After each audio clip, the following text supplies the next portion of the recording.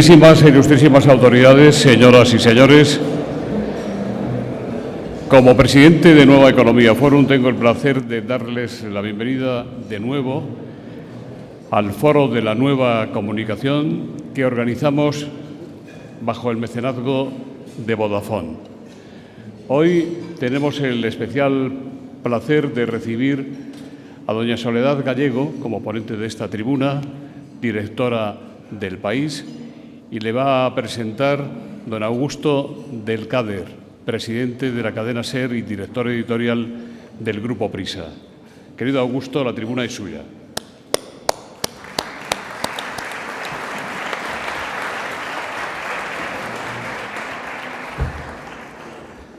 Buenos días. Voy a tener el atrevimiento de presentar a Sol Gallego.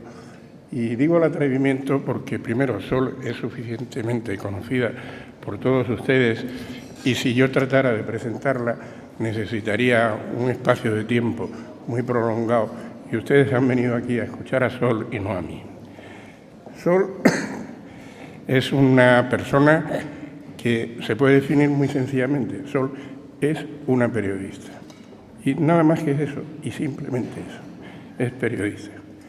De padre jienense, un matemático importante y reconocido, y madre cubana, acrecienta una rica personalidad que todos los que la hemos tratado muchos años hemos disfrutado de su amistad, de su inteligencia, de su criterio y de su juicio.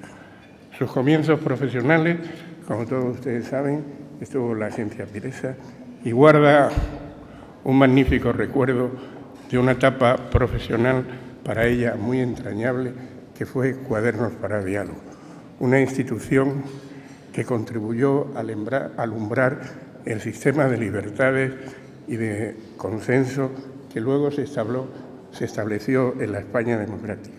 Se incorporó al País al poco tiempo de iniciarse la publicación y desempeñó diversos puestos. Fue siempre célebre su gran exclusiva, su scoop, de hacerse con el borrador de la Constitución que el periódico publicó en exclusiva con Cuadernos para el Diálogo, atendiendo así a su doble lealtad que tenía a los dos medios. Fue reportera, fue corresponsal en diversos países, llevó la delegación de Andalucía y el 7 de junio de 2018, cuando se instituyó una nueva dirección en la empresa, encabezada por el consejero delegado Manuel Mirat, propuso al Consejo de Administración su nombramiento como directora del País. Obtuvo el 97,2% de la consulta consultiva que preceptivamente y por el Estatuto de la Redacción se hacía a todos los periodistas que conformaban la plantilla del País. ¿Y por qué se nombró directora Sol Gallego? Se nombró directora Sol Gallego porque era la respuesta de Prisa a la crisis de la prensa. A un momento que había un cambio muy importante en lo que es la manera de hacer el periódico, pero había que mantener la esencia del periodismo que ella representaba, por su capacidad de liderazgo, por su entendimiento de la profesión y por saber que el cambio en el mundo de la información tendría que tener y respetar los valores que el periodismo ha tenido toda la vida y que el país ha intentado practicar. Esa institucionalidad, la defensa a ultranza del sistema de las libertades, el progreso solidario y su actitud en defensa de la Constitución. Este es por qué las razones por las que Sol Gallego Díaz llegó a la dirección del País. Decía García Márquez, cuando contemplaba las salas de redacciones de los periódicos actuales, decía: actualmente las salas de redacción son laboratorios asépticos para navegantes solitarios, donde parece más fácil comunicarse con fenómenos siderales que con el corazón de los lectores. Pues precisamente Sol Gallego está en la dirección del País porque aúna esa virtud de ser una bandera, una líder del progreso y del futuro, pero al mismo tiempo teniendo como único referente al lector. Y así ha constituido y edificado toda su carrera profesional. Por eso, como ella decía en una entrevista que concedió, es una persona honesta y una persona humana, una persona dotada de una gran humanidad, porque son condiciones ineludibles para ser buen periodista y Sol Gallego lo es. Muchas gracias.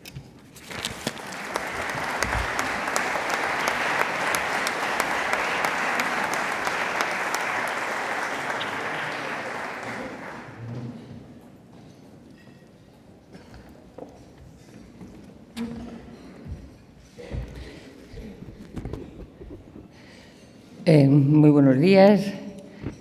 Gracias, Augusto. Abdelkader y yo nos conocemos desde hace unos cientos de años y es bien sabido en la redacción del País que cuando tengo algún problema suelo decir, en caso de duda, Augusto. Es decir, en caso de duda, hacer periodismo, que es una frase que Augusto hizo famosa en el diario El País y que muchos hemos hecho nuestra también. Gracias, por supuesto, a los organizadores, al Foro de Nueva Comunicación y muchas gracias a todos ustedes por estar aquí. Algunos seguramente estaban también hace ya algo más de un año cuando me invitaron por primera vez y cuando acababa casi de tomar posesión como directora del País. Es verdad que ni se me pasó por la cabeza en aquel momento que 16 meses después habría tenido que organizar 2 elecciones generales, unas elecciones municipales, unas elecciones autonómicas, unas elecciones andaluzas y unas elecciones europeas. Todo un récord que estoy segura que tampoco a ustedes se les había ocurrido que íbamos a alcanzar en este país.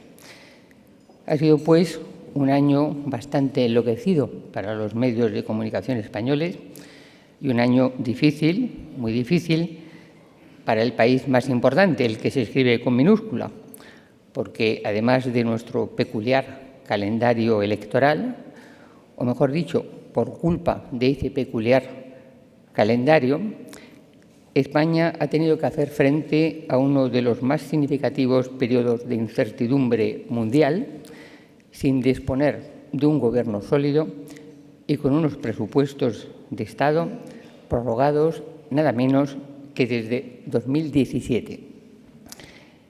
Aún hoy tenemos un gobierno en funciones y todavía no se sabe exactamente cómo va a alcanzar la mayoría necesaria para la investidura y posteriormente el nivel razonable de gobernabilidad que es imprescindible para disponer de unas nuevas cuentas y para afrontar esa incertidumbre mundial de la que les hablaba.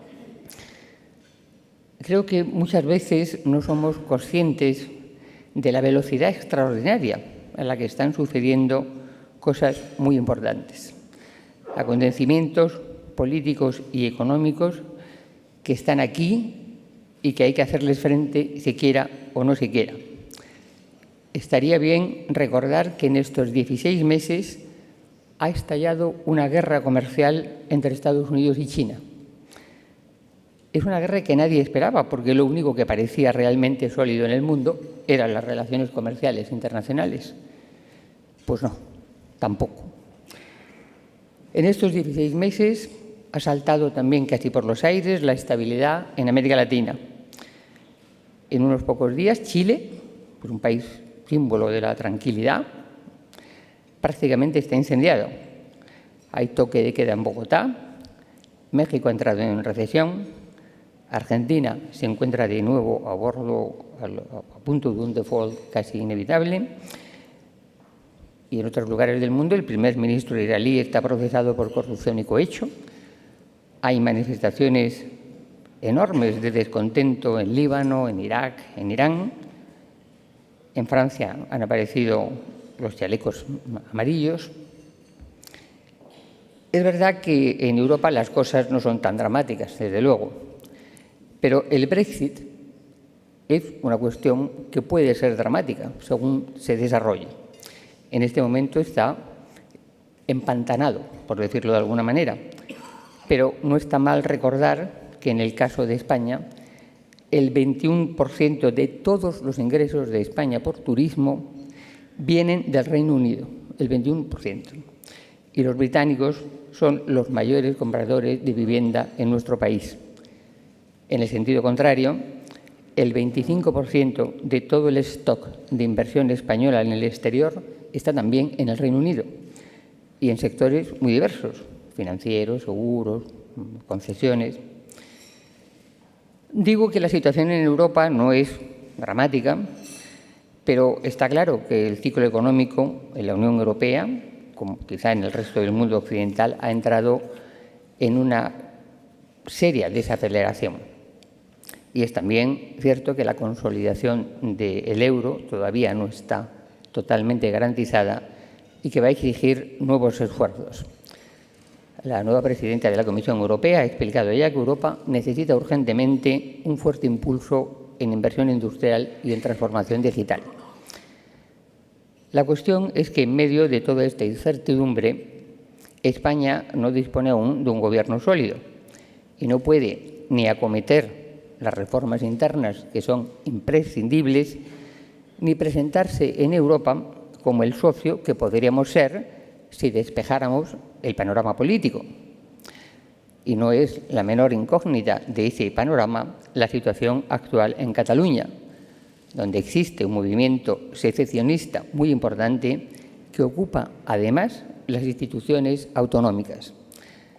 Para definir el perímetro de esa negociación con las fuerzas independentistas, en el diario El País siempre hemos defendido que hubiera sido sensato que existiera un acuerdo de mínimos entre las fuerzas no independentistas, algo que no se ha sido posible hasta el momento y que posiblemente dificultará todo el camino que habrá que recorrer.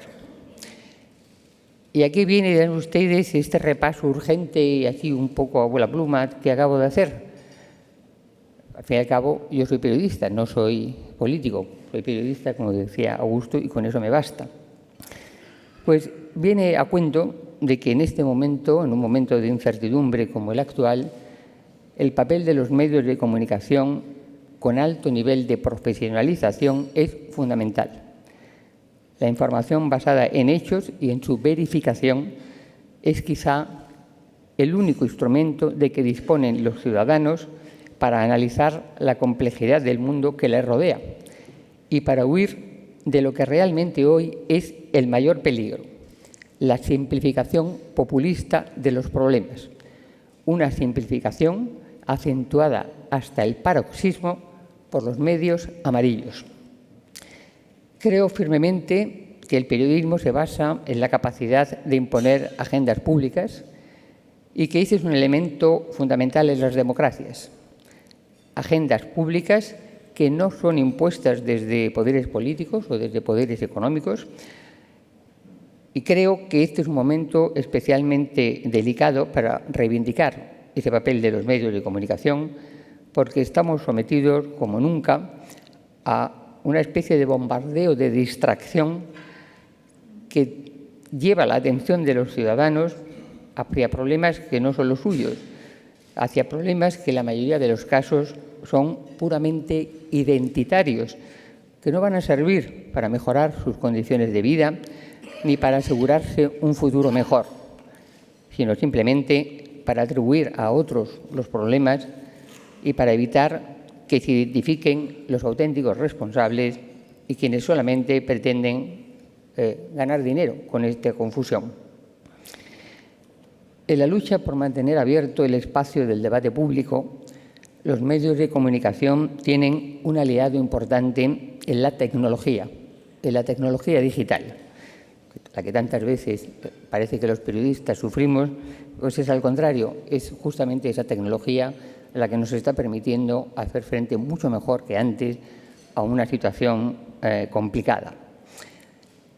Esa tecnología digital es realmente impresionante desde el punto de vista de los lectores a los que nos permite acceder. Podemos acceder a ellos en cantidades que nunca habíamos soñado, a través de dispositivos diferentes y en cualquier parte del mundo. En este momento, cada mes accede al país una media de 84 millones de navegadores únicos, el 50% en España y el 50% en el exterior, la mayoría, por supuesto, en América Latina. Con datos de Comscore, que no mide el móvil, sino solamente los ordenadores desk, tendríamos 20,5 millones de usuarios en el mes de octubre y somos, sin duda, el medio en español más leído en el mundo. El año pasado aludí a la necesidad de que los medios de comunicación encontráramos nuevos sistemas de financiación. Me refería a los modelos de suscripción digital.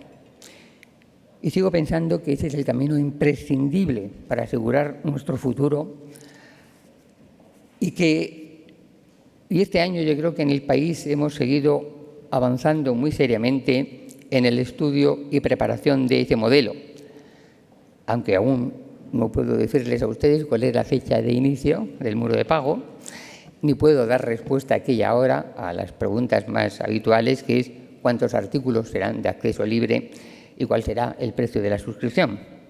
Eso ya lo hablaremos más adelante.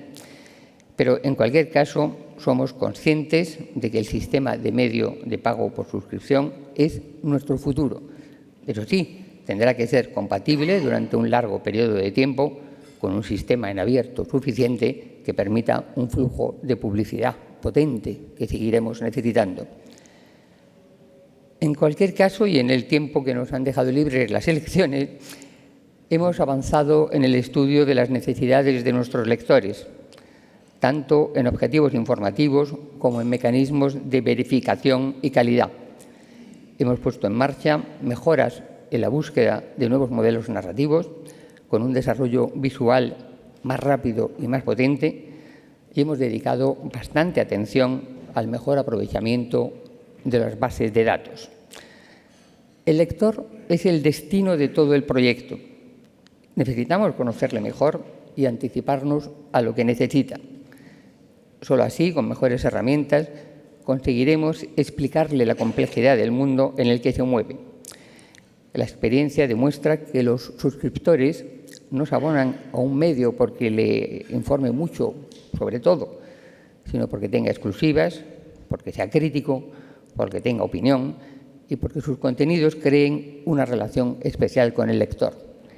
Ese valor añadido tiene que estar tanto en las historias que elegimos como en el formato con el que las presentamos y también en la experiencia que tenga el propio lector, la manera en la que nos vea, en la manera en la que se introduzca en nuestros contenidos y navegue por ellos. Es decir, que en este momento el 79% de nuestros navegadores entra por el móvil, por el aparato móvil que todos ustedes tienen en el bolsillo.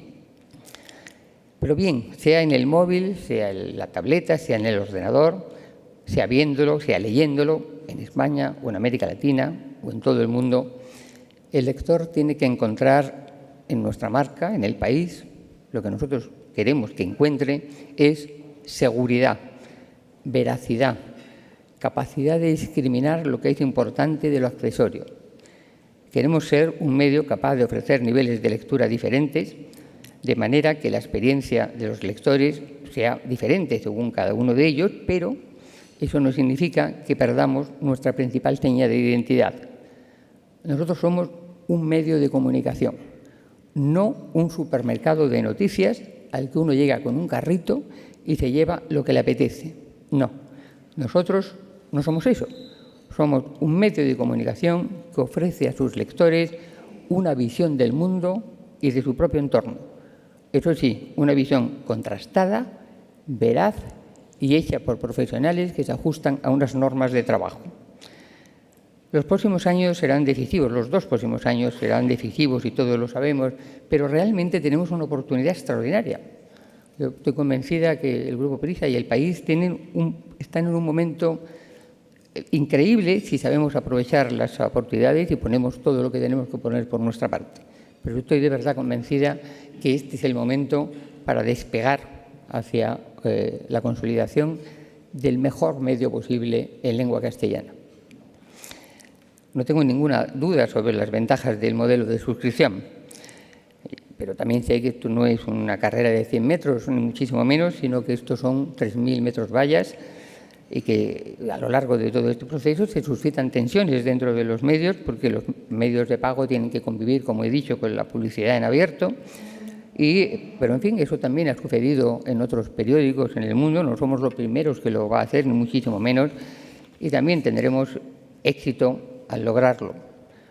Porque los equipos, para lograr esos cambios tan profundos, lo imprescindible es que los equipos estén alineados. Y en este momento, en el país, estoy muy feliz de decir que la redacción, el producto, la empresa, la dirección de la empresa, tiene exactamente el mismo objetivo. El mismo objetivo lo compartimos y queremos trabajar juntos en él. Y eso es, desde mi punto de vista, una condición imprescindible para poder avanzar en lo que tenemos que hacer. Yo creo que el país tiene que ser extraordinariamente flexible en las maneras de presentar su información, pero no dudando nunca de cuál es su papel. De nada servirá todo el trabajo si no tenemos una formidable convicción en lo que hacemos. Tenemos que estar absolutamente convencidos del papel que desempeña un medio de comunicación como El País en las sociedades actuales. Tenemos que estar convencidos de la responsabilidad que tenemos, real, directa, frente a nuestros lectores y frente a la sociedad. No somos un negocio normal, somos un medio de comunicación y para cumplir con nuestro papel necesitamos, es imprescindible, independencia y profesionalidad. Tenemos que tener una convicción total en lo que hacemos, digo, y lo primero es, por supuesto, ofrecer a nuestros lectores buena información, pero también anticiparles los cambios que van a experimentar en sus vidas y ofrecerles los instrumentos que necesitan para comprenderlos, ayudarles a desarrollar sus propios intereses personales. Los lectores tienen que vernos como algo indispensable en su vida y nosotros tenemos que defender con uñas y dientes lo que creemos que es esencial para nuestro trabajo y para nuestra función social. Tenemos que hacer frente a las responsabilidades sociales que asumimos voluntariamente en este oficio y que son parte esencial de nuestra profesión. El respeto a los lectores no es ni negociable ni discutible. Vienen años complicados, pero vienen años apasionantes. No lo digo por decir, realmente estoy maravillada de las posibilidades que tenemos enfrente, sorprendida de la enorme del mundo entero que tenemos en las manos, en los medios de comunicación y la capacidad que tenemos para ayudar al asentamiento de las democracias y para ayudar a que los ciudadanos se encuentren en mejor posición en momentos de gran incertidumbre. Esto no es algo que responda, un trabajo que responda a la inspiración de una persona. Esto es un grupo y más que nunca la complejidad del proyecto que tenemos entre manos exige del trabajo en equipo, de la existencia de un colectivo que comparta los fines, los objetivos, que hable entre sí con libertad y que sea capaz de gestionar los momentos de tensión con inteligencia e incluso, yo diría, a mí me gusta mucho, hasta con algo de sentido del humor, porque la vida, al fin y al cabo, nos la pasamos todo el tiempo en el trabajo y lo tenemos que disfrutar, porque si no lo disfrutamos ya no estaría ni medianamente justificado estar 16 horas ahí atado. Hay que pasárselo bien en este oficio, ser conscientes de lo que se hace, ser conscientes de la responsabilidad y también disfrutar de él. La velocidad de los cambios es formidable, camina a toda leche, como se dice en la redacción. En fin, en cualquier caso, la manera de educarse es distinta, la manera de entretenerse es distinta, la manera de trabajar es distinta, incluso la manera de votar es distinta. Pero no cambia el sentido de lo que es la democracia, las instituciones de la democracia, ni seguramente las aspiraciones de la inmensa mayoría de los ciudadanos, que en mitad de todo este cambio lo que quieren es mejorar sus condiciones de vida y las de sus hijos, vivir en libertad y prosperar. Los medios de comunicación son un instrumento de la democracia. tiene que percibirse así, porque si no es así, la que perderá, los medios de comunicación perderemos, pero la democracia perderá muchísimo. Podemos cambiar muchas cosas, podemos cambiar la manera de presentar la información, lo haremos lo más rápidamente que podamos, pero no podemos olvidar que somos parte de un sistema democrático y que defendemos sus instituciones. El país, además, quiere acompañar a unas sociedades en movimiento. Nos gusta el progreso de la sociedad, nos gusta la justicia y nos gusta la igualdad de género también. Queremos publicar lo que es verdad y luchar contra lo que es falso. No se trata de hacerlo de siempre porque sí, se trata de hacer aquello que es esencial para mantener nuestros valores en un mundo en cambio. Y nuestros valores en el país están clarísimos desde el mismo momento fundacional. Muchas gracias.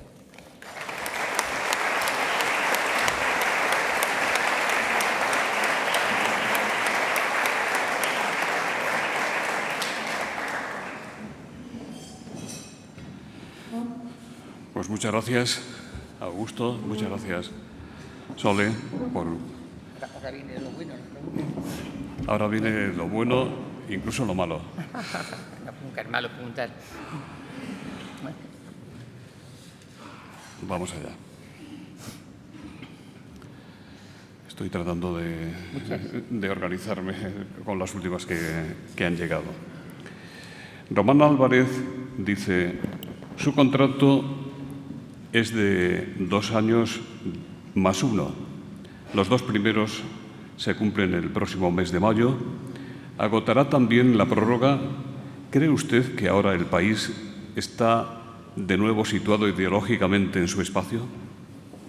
A ver, yo creo que el país está situado en su espacio desde el punto de vista de lo que he comentado, de lo que ha supuesto siempre el país desde el momento de su fundación. No es que el país haya experimentado un cambio, es que el país está en lo que toda su vida ha sido. Experimenta cambios desde el punto de vista formal, desde el punto de vista técnico, desde el punto de vista, pero no en su posición con respecto a lo que significa el país en la vida política, económica, social y cultural de este país. En cuanto a lo de si voy a prorrogar 1 año o no, pues eso habrá que preguntárselo también a la empresa. No es solamente una decisión mía, ya lo hablaremos cuando llegue el momento y nos pondremos de acuerdo en una cosa o en otra, seguro. Dionisio González dice: el desarrollo digital no sigue siendo para el país un reto pendiente y esencial para su supervivencia. ¿Qué planes tienen ustedes para aprovechar mejor los numerosos recursos del grupo en América para ediciones digitales en esos países? En concreto, ¿cuál va a ser la apuesta del país por México? La apuesta del país por América Latina es clarísima. Vamos a contratar periodistas, ya lo digo aquí, vamos a contratar periodistas en América Latina. O sea, no tenemos un proyecto de limitarnos ni de reducir, sino al revés.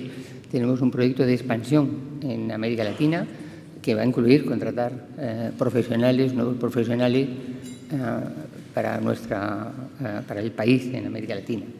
Quiero decir que tenemos un desarrollo también preparado importantísimo desde el punto de vista cultural.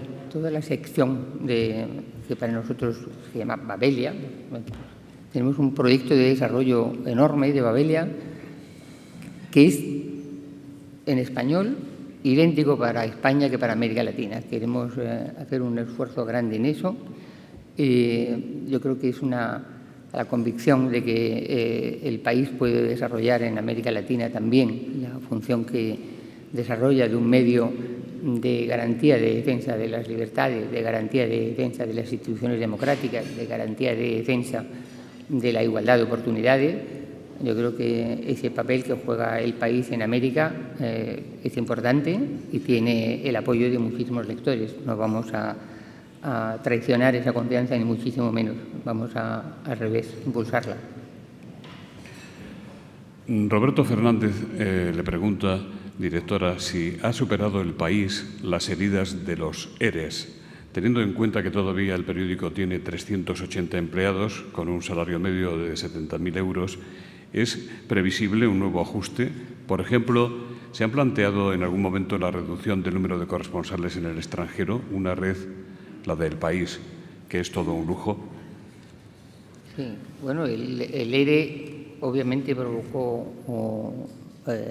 heridas en el periódico, sin ninguna duda, porque provocó la salida de una parte importante de la redacción, que eran periodistas con experiencia, periodistas que habían ayudado a levantar el periódico, periodistas sin los que no se hubiera podido hacer nunca El País, y fue extremadamente doloroso que tuvieran que marcharse del periódico. Fue una herida que sufrimos todos y que de alguna manera también pagamos todos, porque la pérdida de esa experiencia de golpe no es baladí, eso provoca siempre una necesidad de readaptación muy grande. Es verdad que se han contratado después muchísimos periodistas más jóvenes, cobran menos también, pero también es que son bastantes más jóvenes y muchos de ellos tienen su primero o su segundo trabajo en El País y reciben al mismo tiempo formación para desarrollar su profesión, ¿no? Pero sí, yo creo que El País necesita su principal importancia, su principal tesoro es el talento de los periodistas que trabajan en el periódico. Y sin eso no podríamos hacer nada, ¿no? Nosotros queremos buscar ese talento, no somos tan bobos como para creer que los únicos que tenemos talento somos nosotros, ¿no? Hay muchos periodistas en el resto de los otros medios con muchísimo talento. Ojalá pudiéramos contratarlos y quitárselos a la competencia. Hay muy buenos periodistas en otros medios y estamos siempre atentos a la posibilidad de poder un día traerlos, ojalá. Carlos Nombela dice: el presidente del País, don Manuel Mirad, aquí presente, ha tenido el acierto de conseguir un acuerdo con The Washington Post, el periódico de Bezos, para la implantación en el periódico del sistema editorial ARC, que, como usted ha sugerido en su intervención, permite una mayor implicación de los periodistas en la confección del periódico, la salida y la conexión a la web, los micropagos, etcétera. ¿Cómo va la implantación de este sistema editorial? Y también le preguntan si ustedes tienen previsto ir a más en ese acuerdo con el periódico de Bezos, por ejemplo, en el tema de contenidos. La plataforma ARC estamos en este mismo momento estamos implantándola directamente ya. Se están haciendo ya todos los cursillos de la redacción, está asistiendo a todos los cursillos de formación. El hecho de que haya habido elecciones entre medias dificulta un poco la organización de todos esos cursillos de formación, pero se va haciendo y realmente yo creo que el principal descubrimiento para todos los periodistas que trabajamos allí es la flexibilidad y lo útil que es la nueva plataforma. Es muchísimo más ágil, es muchísimo más rápida, es muchísimo más flexible y nos va a ayudar una vez que la dominemos, que tendremos que ir poco a poco dominándola, pero es una plataforma muchísimo más adecuada para lo que necesitamos hacer. Con lo cual la decisión de la empresa de adquirir ARC fue una decisión que los periodistas no solamente respaldamos, sino que nos beneficiamos de ella y estamos francamente contentos de que eso se haya producido, porque nos va a ayudar mucho, ¿no? En cuanto al Washington Post, nosotros mantenemos relaciones con todos.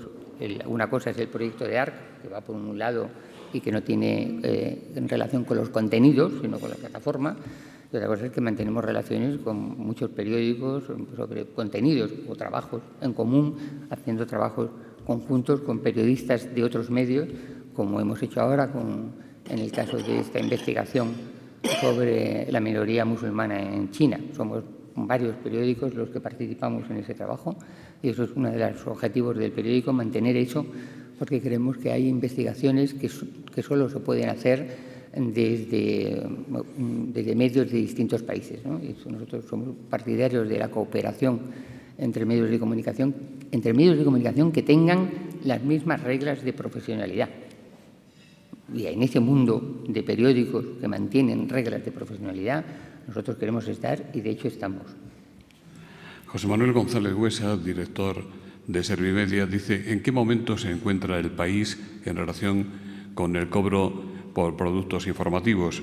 ¿Piensan empezar a solicitar pagos por servicios? Ramón Ongil dice: ¿desaparecerá el papel y será el país como el New York Times? En sus últimos datos ingresan más dinero por suscripciones que por publicidad o patrocinio. Bueno, el objetivo final de todo el trayecto del modelo de suscripción por pago es que haya más ingresos por suscripción de pago que por cualquier otro método, ¿no? Que por cualquier otra vía. Pero eso no es algo que se consiga ni muchísimo menos en los primeros años. En los primeros años, cuando se ponen en marcha, según la experiencia de otros muchísimos medios que han empezado antes que nosotros, eso exige compatibilizar las dos cosas, el muro de pago y mantener un flujo de información en abierto suficientemente potente como para que también el flujo de publicidad sea. Necesitamos eso, no queremos prescindir ni muchísimo menos de la publicidad, la necesitamos, pero eso no quiere decir que el objetivo básico sea el de la suscripción. Ese es nuestro futuro y en ese es el que vamos a estar mucho más pendientes, ¿no? No sé qué había otra parte de la pregunta que era cuál. Los ingresos que parece que están siendo más altos por suscripciones que por publicidad o patrocinio. Sí, el New York Times comienza ya a tener más ingresos por suscripciones que por publicidad, pero le ha costado unos cuantos años, no lo ha hecho en un año, ¿no? Le ha costado, yo creo que 6 años, ¿no?, alcanzar ese nivel, ¿no? Juan Ignacio Vecino dice: usted ha dibujado un panorama internacional muy conflictivo. ¿Cómo cree que afectará a España? En Cataluña, ¿es Cataluña un polvorín? ¿Cómo ve la situación del procés? Bueno, yo no creo que Cataluña sea un polvorín, ni muchísimo menos, ¿no?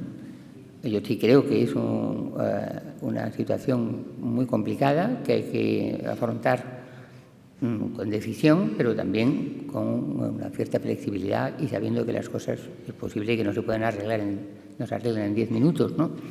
Esos son problemas complicados que exigen un poco de paciencia también, ¿no? Exigen paciencia y exigen precisamente el no incendiarlos, el no considerarlos que son un polvorín, ¿no? Porque la inmensa mayoría de la población catalana, de la población que vive en Cataluña, no tiene la menor gana de vivir en un polvorín, ni tiene la menor intención de ayudar a que eso sea un polvorín. O sea que, desde ese punto de vista, yo creo que debemos comprender y no utilizar el tema catalán como un arma electoral que nos tiramos a la cabeza unos y otros, ¿no? Yo creo que sería, ya lo he dicho en la intervención, sería muy... En el país hemos defendido y siempre hemos creído que hubiera sido muy interesante que antes de iniciar cualquier tipo de negociación existiera un acuerdo de mínimos entre las fuerzas no independentistas, ¿no? De manera que cuando se llegara a la negociación ese acuerdo se estuviera ya logrado. No ha sido posible, eso no es así. Bueno, pues esperemos que en el futuro, de todas maneras, esa opción se contemple, porque no creemos que sea posible, y lo hemos dicho ya también en varios editoriales, que no es posible una solución en Cataluña de parte. No se puede encontrar una solución estable para Cataluña que no implique a las fuerzas principales, las fuerzas políticas principales del país, no solamente de un sector, sino de las fuerzas principales, incluida la oposición. Para lograr un acuerdo en Cataluña hace falta también contar con el PP. Yo tengo absoluta convicción de eso, lo cual no quiere decir que no se pueda ir avanzando en algunos aspectos de negociaciones particulares entre otras fuerzas y entre el Gobierno y el Gobierno en determinados aspectos que sea posible dialogar. Amelio Domínguez le pregunta si fue un error de Pedro Sánchez repetir las elecciones cuando tenía alguna alternativa y qué perspectivas tiene desde el país en relación a la formación de gobierno. ¿Es usted optimista de que se pueda lograr un pacto para la investidura? Las segundas elecciones fueron malas, pero unas terceras serían ya un verdadero espanto. O sea, que esperemos que, desde luego, sea posible encontrar una solución que no pase por unas nuevas elecciones, porque solamente en fin, creo que eso ya tiene que estar radicalmente descartado. No podemos ir a unas nuevas elecciones porque este país está paralizado. Y esa es la realidad. Podemos mirarlo de una manera, podemos mirarlo de otra, pero lo cierto es que este país tiene una buena parte de sus necesidades sin cubrir por culpa de una paralización política que se está prorrogando desde hace más de 2 años. Esto viene desde tenemos un presupuesto del 17. Eso es una de las cosas totalmente inconcebibles en un país moderno y en una situación como la europea, en la que es imprescindible tomar posiciones y tener un cierto protagonismo que debería tener España ahora, ¿no? O sea que yo, elecciones, no me pareció una gran salida las elecciones pasadas, quizá eran inevitables, pues bueno, desde luego totalmente, radicalmente opuesta a que se plantee ni siquiera la posibilidad de otras elecciones, de ninguna de las formas. De una manera o de otra, el señor Sánchez, que es el candidato que ha obtenido más votos, tiene que conseguir formar un gobierno.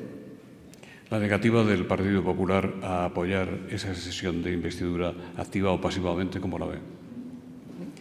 La posición del PP negativa a que haya un apoyo desde esas fuerzas políticas de la derecha. Yo entiendo que el Partido Popular no se plantee gobiernos de coalición, de gran coalición. Lo entiendo porque la gran coalición, en el fondo, lo que dejaría a la oposición sería en manos de Vox y en manos de Podemos, que sería que no creo que fuera la mejor de las soluciones para este país, que la oposición estuviera en manos de los extremos, ¿no? Pero una cosa es eso y otra cosa es que el Partido Popular tiene también responsabilidades. Es el principal partido de la oposición, es el partido que constituye el núcleo de una futura alternativa política y necesariamente tiene que también asumir su responsabilidad en la vida política del país. No es un grupo pequeñito, no es un grupo que no tenga aspiraciones de representar los intereses de este país en su entero, no solamente sus votantes, sino todo el país.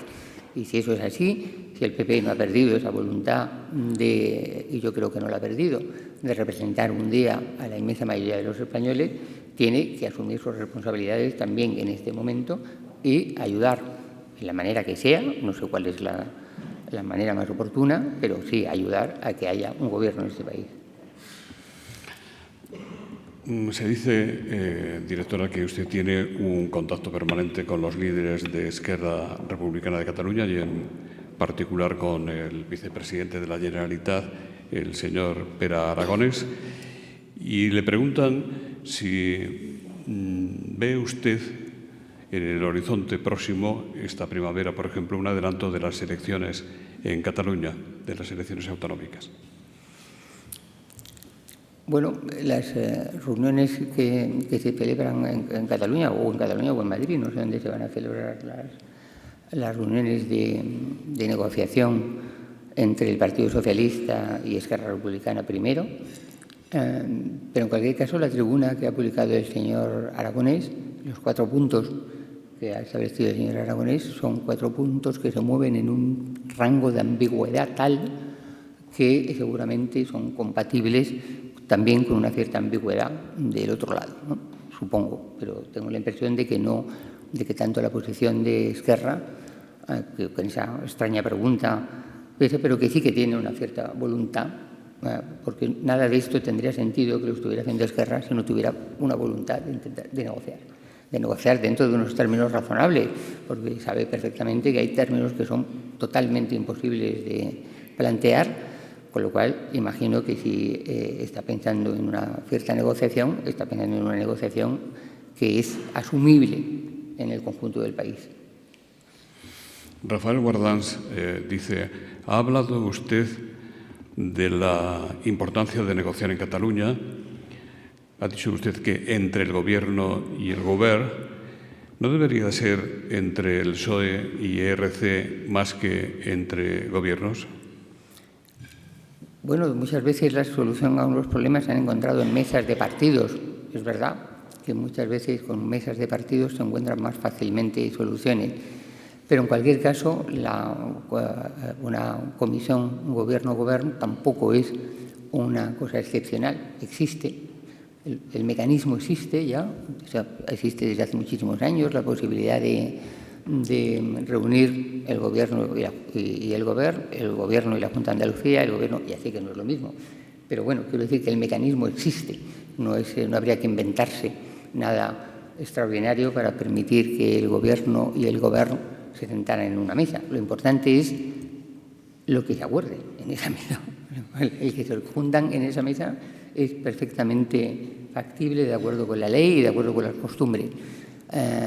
Lo que se acuerde en esa mesa es lo que tiene que ser también de acuerdo con la ley y de acuerdo con la Constitución. ¿Usted diría que la unidad de España está en peligro? ¿Perdón? ¿Usted diría que la unidad de España, la unidad territorial, está en peligro? No, yo creo sinceramente que la unidad territorial en España no está en peligro, entre otras cosas, pues que los catalanes no la quieren. Si siempre estamos hablando de los catalanes como si fueran un único cuerpo político que quiere que son los independentistas, y eso no es cierto.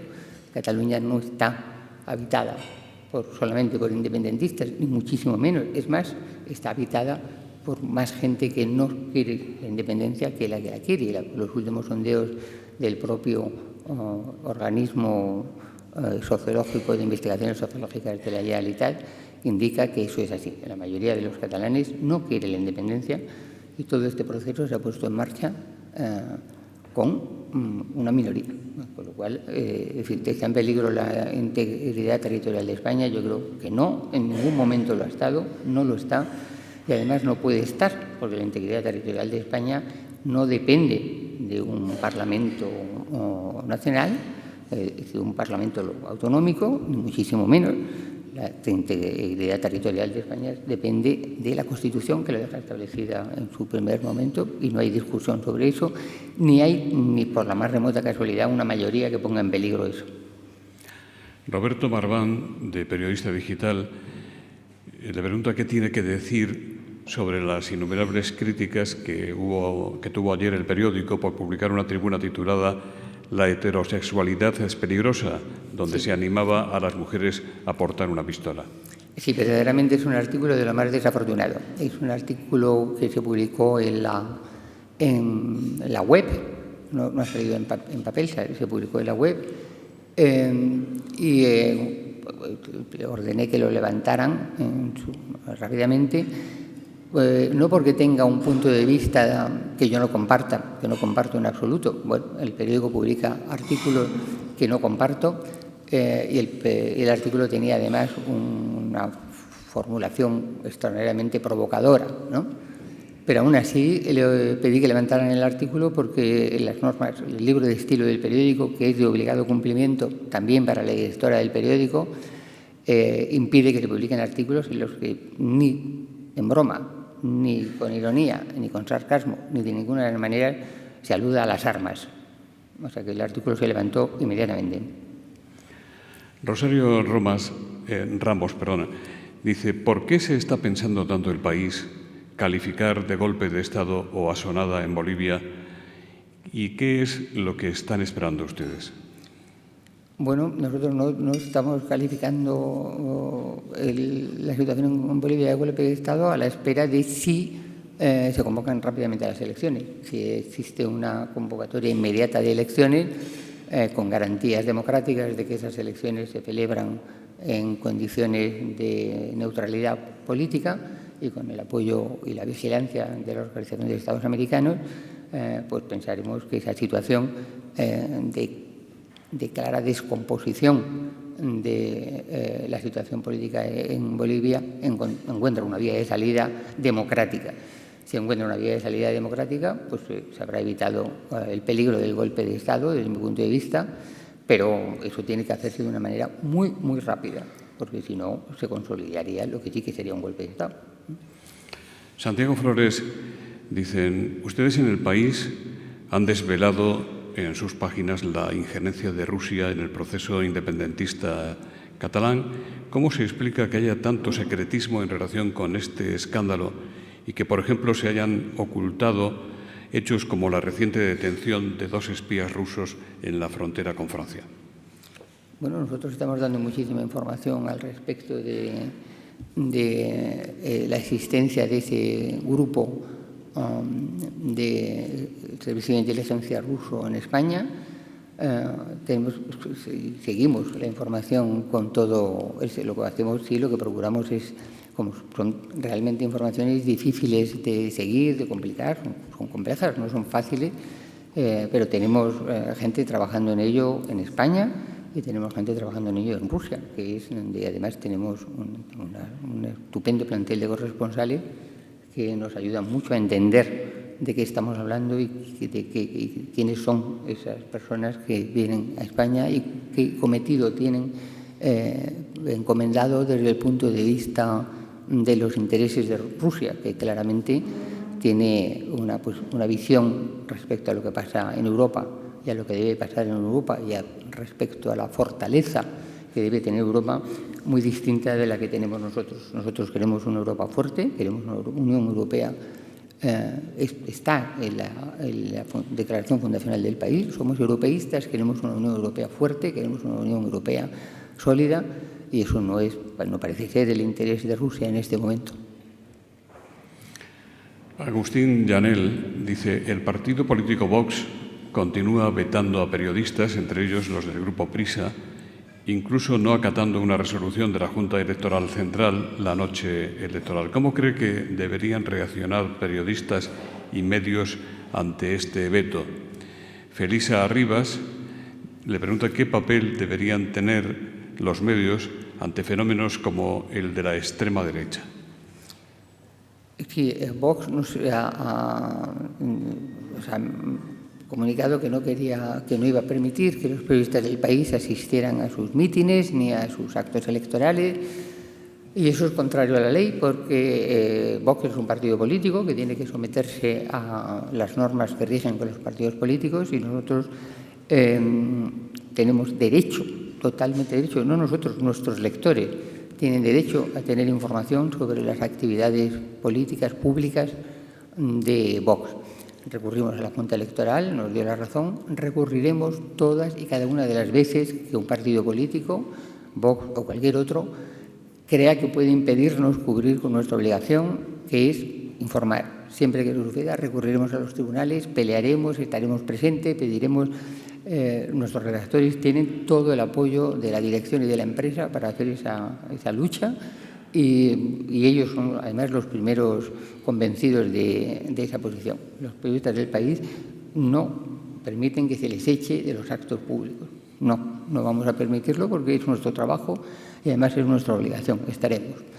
Luego, en el caso de Vox, yo creo que es importante también en cuenta que estamos hablando de un partido que muchas veces no se alude a ello, pero es un partido que desprecia la transición política, es un partido que rechaza totalmente cómo se ha efectuado la transición política en España, es un partido contrario a la Constitución que desea su abolición.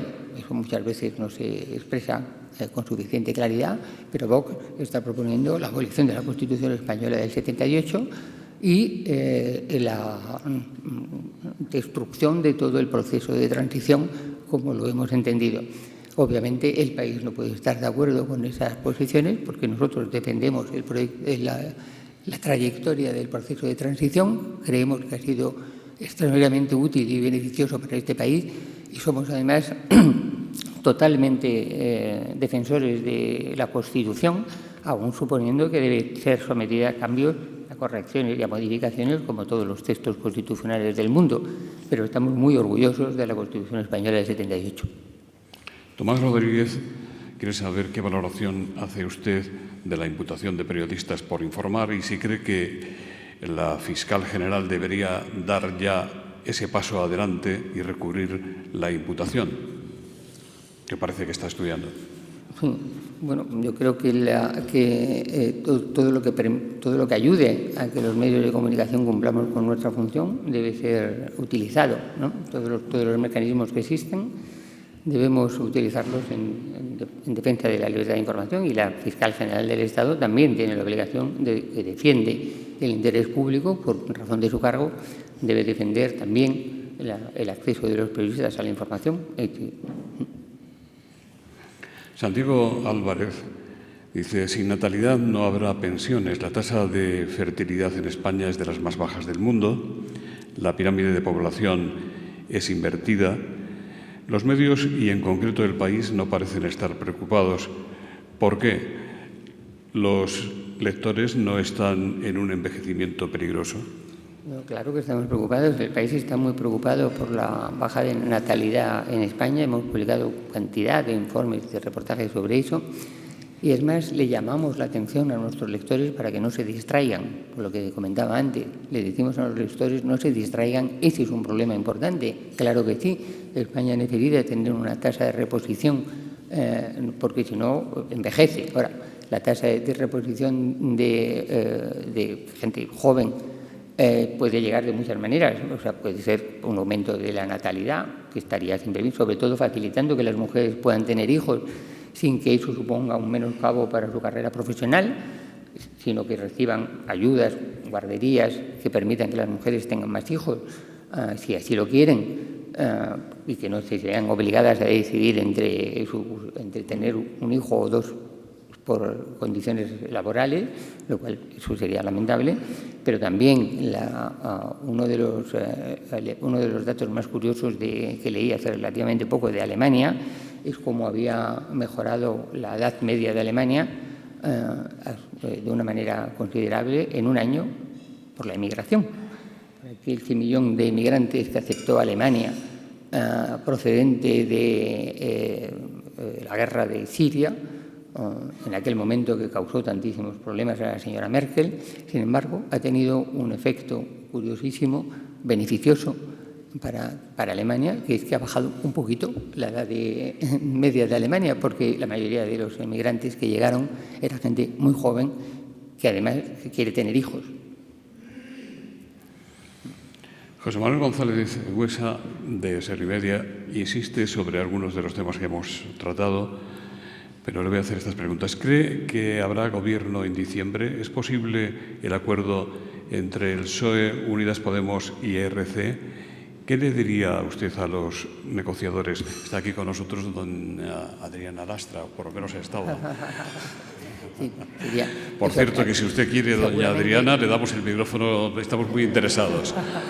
Seguramente si contesta la señora Lastra lo hará mucho mejor que yo, porque tiene información de primera mano que yo no tengo, ¿no? Pero el hecho de que exista un gobierno de coalición, pues le digo que la principal preocupación para mí como directora del país es que exista un gobierno.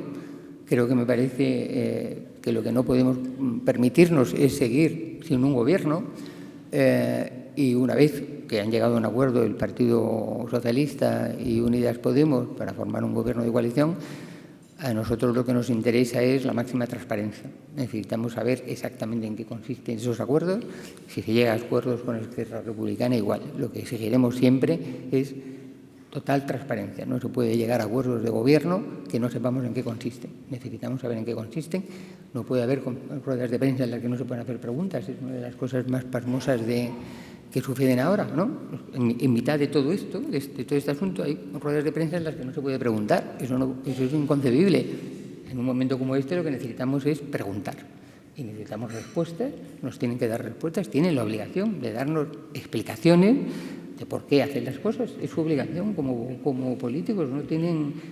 Una cosa es que las negociaciones sean discretas, que un periodista lo puede entender. Obviamente las negociaciones se producen en un marco discreto, y otra cosa es que después no sean transparentes. Las dos cosas son perfectamente compatibles, que no me digan que no, que no me digan que es que las dos cosas no son compatibles, lo son perfectamente, y además lo ha demostrado la historia durante muchísimo tiempo. Se puede tener negociaciones transparentes, discretas, y se puede tener una política de transparencia grande. Y desde el país lo que vamos a exigir es total transparencia sobre los acuerdos, tanto con Unidas Podemos como con Esquerra Republicana, si es que se llega a esos acuerdos. ¿Habrá gobierno en diciembre? ¿Qué carteras le daría y cuáles no a Unidas Podemos? ¿Qué? Si habrá gobierno en diciembre, ¿y qué carteras le daría, cuáles no, a Unidas Podemos? Yo no sé las que le daría, porque afortunadamente no forma parte de mis competencias. Bastante tengo con decidir a quién se encarga de Unidas Podemos, quién se encarga informativamente de otras cosas, ¿no? Pero lo que se habla son las que todo el mundo comenta, ¿no? Pero la de trabajo, la cartera de universidades, la cartera de igualdad, no porque yo se las daría, sino porque es las que estamos publicando y los periodistas míos dicen que esos son los que están sobre las que se Defensa está y Exteriores trabajando. y Hacienda no. Yo confío en lo que dicen los periodistas de mi periódico y estoy segura que sobre eso es lo que están negociando ellos. La última pregunta. ¿Cuáles son las expectativas que tiene el equipo de dirección del país para el año que viene en cuanto a ingresos por ventas de ejemplares y de publicidad? ¿Hay nubarrones en el horizonte o hay optimismo? Sí que hay nubarrones. Nosotros sí, no estamos preocupados por la marcha de la publicidad. Claro que sí, cualquier desaceleración económica, y de hecho España sigue creciendo, todavía vamos a seguir creciendo por encima de la media comunitaria, pero eso no quiere decir que no nos afecte la desaceleración económica general, y cuando hay una desaceleración económica general eso afecta al mercado de la publicidad, que es un mercado además que está muy concentrado en unas cuantas empresas de gestión de la publicidad. O sea que claro que sí que estamos preocupados por la marcha de la publicidad, porque para nosotros es un fondo de inversión. Nosotros también, Nosotros claro, también necesitamos un fondo de financiación imprescindible, ¿no? Muchísimas gracias. Doña Carmen de Alvear, periodista y responsable de Relaciones Externas de Vodafone, va a concluir el acto en nombre de quien hace posible Vodafone, este foro de la nueva comunicación. Bueno, muchas gracias, José Luis. Y bueno, es evidente que después de escuchar todas estas palabras interesantísimas, que estamos viviendo un cambio de era digital, con un cambio exponencial de la sociedad a todos los niveles, que nos enfrenta a muchísimos retos, ¿sabes? Retos enormes. Desde Vodafone, que es la empresa que yo represento, lo que puedo asegurar es que apoyamos a todos los medios de comunicación de forma firme e intentamos ayudarles siempre con una transformación adecuada para los nuevos retos que se enfrentan en el mundo de mañana. Simplemente concluir con una frase que has dicho, Soledad, que es que en caso de duda, haced periodismo.